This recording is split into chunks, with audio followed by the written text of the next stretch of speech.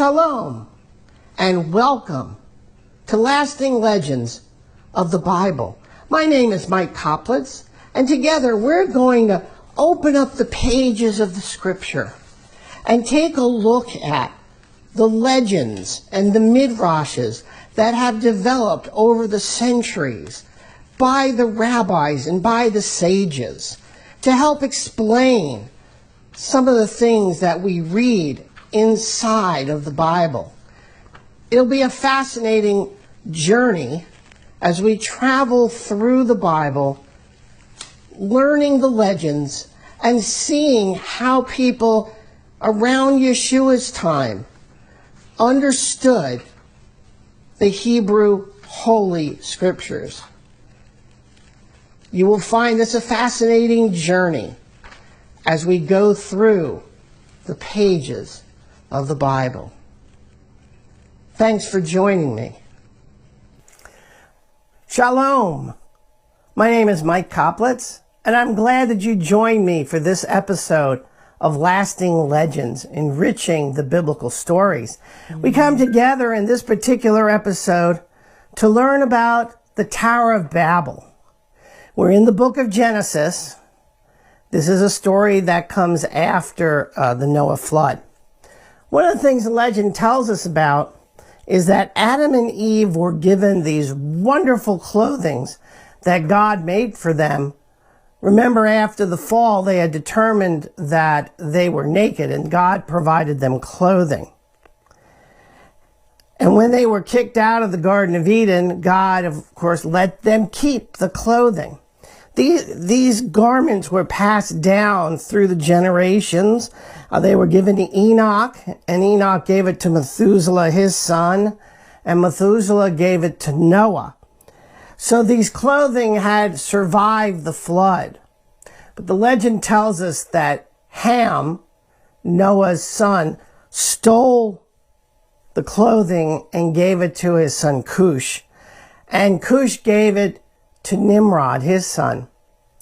And as the legend goes on, Nimrod put on one of the garments and he went out into the forest, and he discovered that the animals of the forest all bowed down to him, which made him think that he could be king.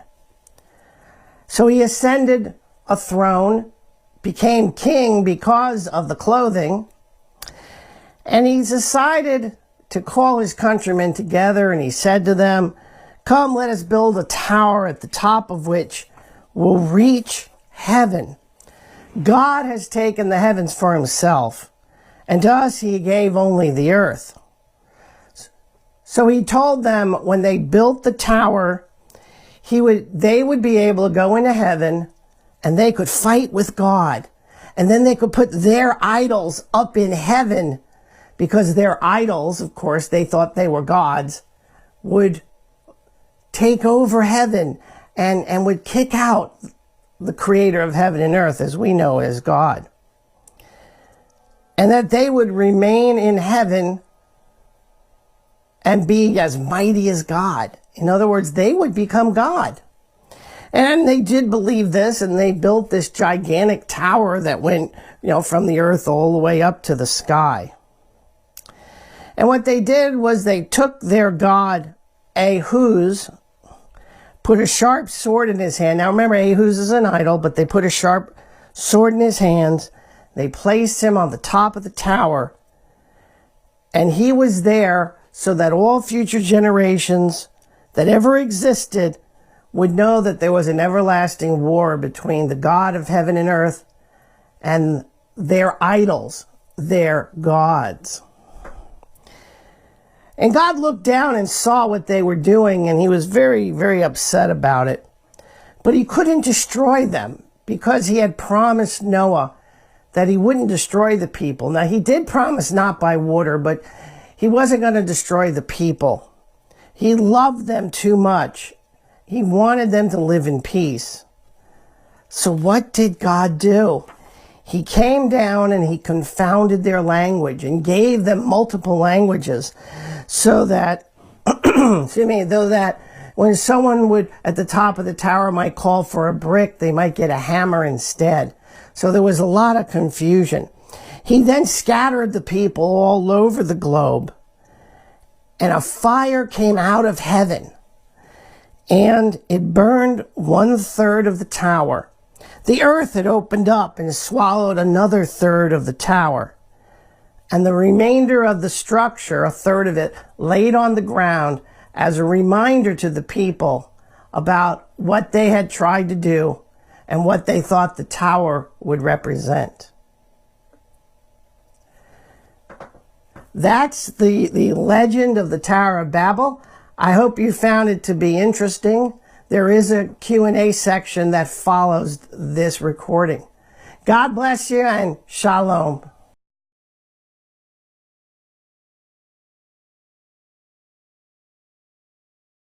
Shalom, Mike Coplitz here with you, and this is the Q&A section of our episode of Lasting Legends that deals with the Tower of Babel.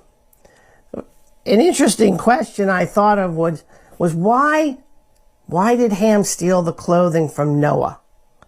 Why would he do that? And there was no punishment. God didn't do anything about it. So maybe God expected that Noah was going to do something about it, but he didn't. But Ham was the cursed one, wasn't he? He got the curse, and I'm sure he was a little upset about the curse. So perhaps we could tie together the Noah curse with Ham stealing the clothing. The legend doesn't say that what Noah did about it. Maybe Noah just didn't know it. I mean, he would have been pretty old, at least 120, if not older years, and he may have just not realized that the clothing had been stolen by Ham. And then, of course, it gets passed down.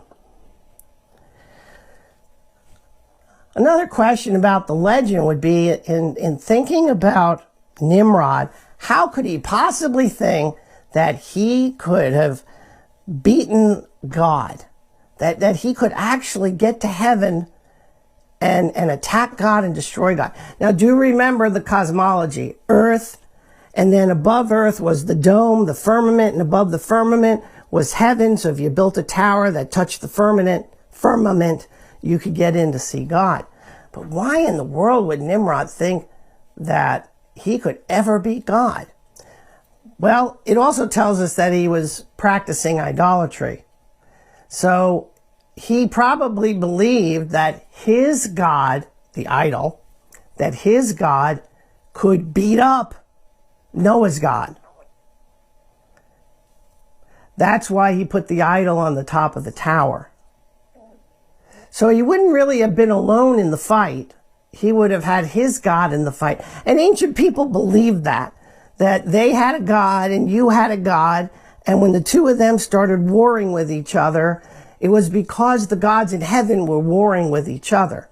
In this case, Nimrod was going to do it the opposite way. He was wanting to go to heaven to get his god Ahuz to start fighting against the God of heaven and earth. In that case, he could have won.